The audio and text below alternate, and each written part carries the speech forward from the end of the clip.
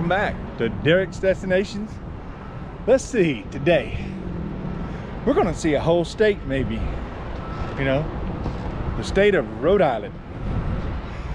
It is the smallest state in the continental, well, in the United States. It is the smallest state. I mean, it's only like 30 some miles wide and 48 miles long, or wide or long, or however you want to look at it. But even though it's the smallest state, it is the second most densely populated, meaning there's more people per square mile here than any other state except for New Jersey. Now that's saying something. And what's amazing is, even though right now I'm in Providence, is that there's some beautiful countryside. You would think a state that's so small, that has so many people per square mile, wouldn't have any countryside, but they do. And I hope to show you some of that. And it's not only that, it's the fall time of the year, so the leaves, some of them are just gorgeous.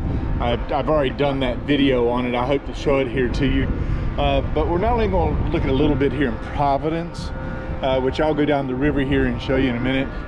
I'm actually going to go down to Newport, and a little bit of interesting history there with Rhode Island, and tell you that because Rhode Island itself is not an island.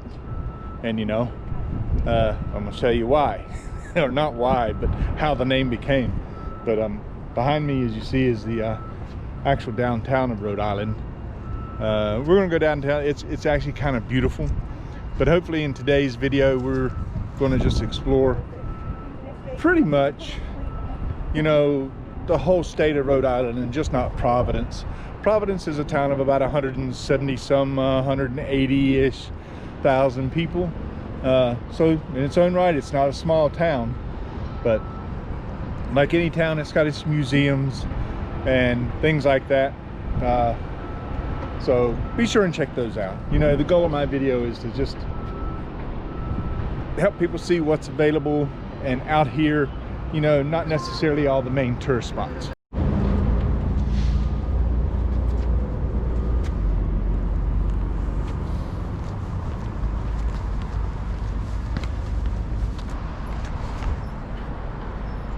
Okay, so you're wondering, why is he following a green line?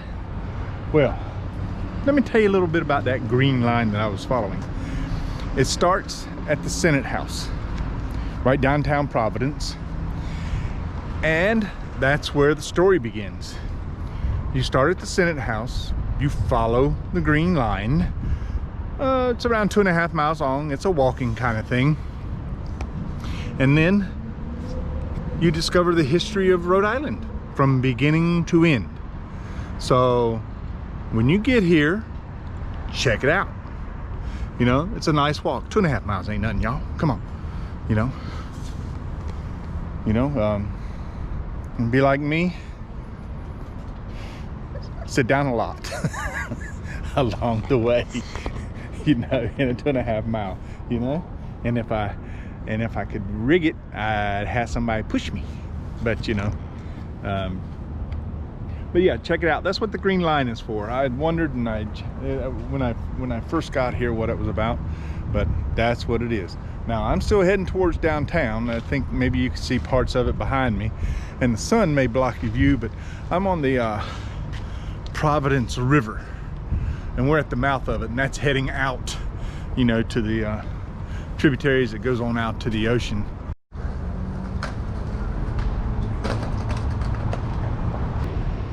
Downtown Providence, Rhode Island. Well, it's beautiful, like a lot of towns, you know. Providence in Rhode Island being one of the original 13 colonies. There's a lot of history here. There's a lot of beauty too. You can see behind me the river. The river pretty much runs down through the center, and it's like I mentioned earlier, it's the mouth of the Providence. And this is where the big, I think it's either during the summer mainly, and during special events, they have what they call the water fire. And I'm going to turn this around here in just a moment so you get a better idea of how this river's flowing. I'm going to say more or less through the center of the city, but you'll see here, there's the river. And you know, got my fingernail in, sorry guys.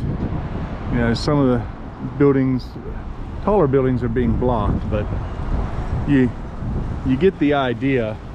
You know, this river goes further that way and further this way, and they have what they call the water fire, and it's basically where the riverfront is lined, for lack of a better explanation, big kettles of fire, and they just line them. And during the summer, and this is now, I guess here we would say, getting into mid-fall, because it's late October here now, middle October. So they're not operating them, but even at night, and I hope to show you some of that, the video downtown, it's pretty even without the fire. But from the videos and pictures I've seen, it's something you need to see personally when you come downtown. This water fire probably has a lot to do with the Rhode Island School of Design, Art and Design, and it's right behind me. You can see the students walking around here. They got their shirts on, RSID, Rhode Island School of Design, but they're proud of it, and they as they should be. And they offer, I think, not only bachelor's but also some master's degrees in 19 or so different fields of study. It's a pretty river, and I think I would come back here this summer to see it, because they also have gondolas going up and down here. I don't know if you can see them, I'll turn it around, but there's a few of them tied up down there, you know, back up under that bridge. But anyway, they're not operational now. It's the middle of the week, and the last couple of days has been cold and rainy, and today's a nice day. You know, obviously the sun's out, it's kind of bright. I looked forward to coming out after 2 days of rain and cold here, just sitting around because it was too wet to be out.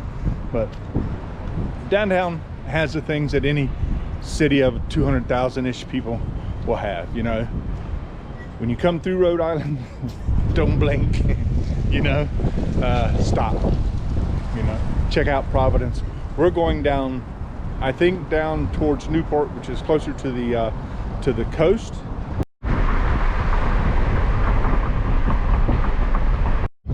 I'm in Newport, Rhode Island, and there's several places here to see. A lot of mansions on Ocean Drive. It's beautiful. Now we're at Cliff Walk. I don't know if you can see this or not, but it's beautiful. You know, it's an area, things like 3 miles long. You can just walk it, and a lot of it is cliff that they've developed. Now I'm going up some stairs to the top of it, but the stairs, just all they do is just lead to the top of rocks, you know, and you walk them. That's what you do. I mean, it's absolutely beautiful. Now I'll try to get out here just a little bit more, you know, and you got to be able to hike a little bit in some of these areas. It's not really climbing, but there's rocks. There's a couple out here right now. You'll see. It's just absolutely beautiful. I don't know, the sun will get you here. Yeah, the sun. You see the big house behind us? Well, that house is probably medium size compared to some that I saw on the way here. And they're beautiful to just look at. But if you get the opportunity, definitely this is a place to come. We came to an end where you can't park, so I'm being very quick about it, because we're going to the car. We might go to the other end, I'm not sure. But like I said, it's about 2.5, 3 miles long of a walk. Cliff Walk is what it's called. Alrighty.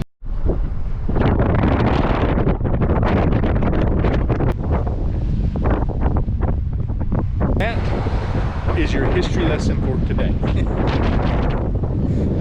I say say that because I tried reading it, and I mean, I figured, okay, I'll just let my subscribers read it themselves and figure out what it is.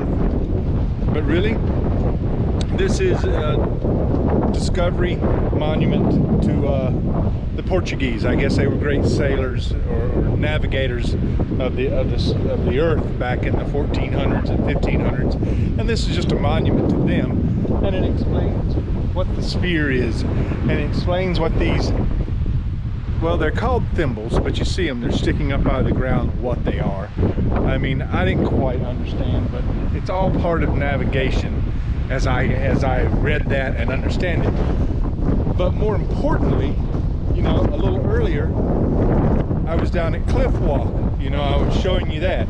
Well, connected to Cliff Walk is Ocean Avenue, and Ocean Avenue brings you along the ocean, which is pretty awesome, here to Brenton Point, which is just a point out into the ocean here. And you need to take that drive because it's a beautiful drive.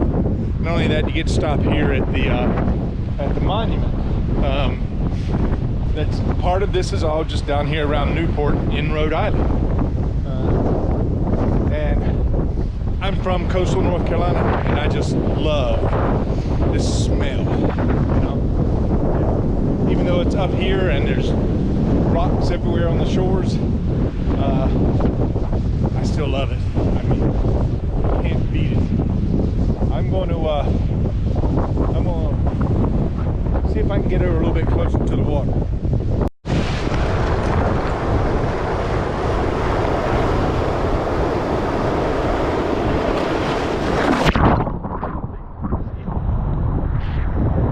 Damn. Welcome back, friends, neighbors, and subscribers. We've moved from Brenton Point to quote-unquote downtown Newport. Now, don't miss downtown Newport. You saw the shops that I just showed you. It's real quaint shopping. It's like any other tourist kind of place, you know. Real interesting if you really like to shop. What I like, and it's just so impressive, is the harbor. There's just, look, there's boat after boat after boat after boat after boat. There's all kinds of boats out in this place, and you know, but I like it. You know, this kind of things I like.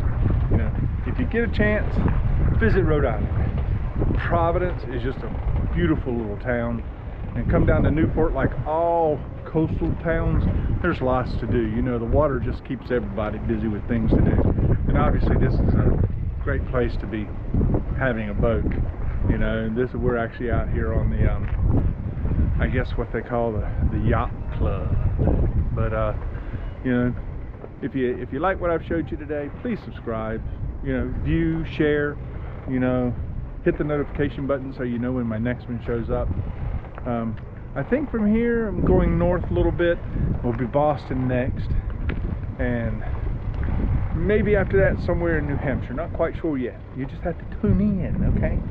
Tune in and see where I'm gonna take you the next time. I'm really partial to coastal towns. They just, something in the blood. It's the water. I don't know what it is. I guess maybe my granddaddy, you know, he was a jack of all trades. He was a carpenter and he was a fisherman. I went shrimping with him quite a few times. But anyway, take care, subscribe. I'll talk to you on the next go. Bye, y'all.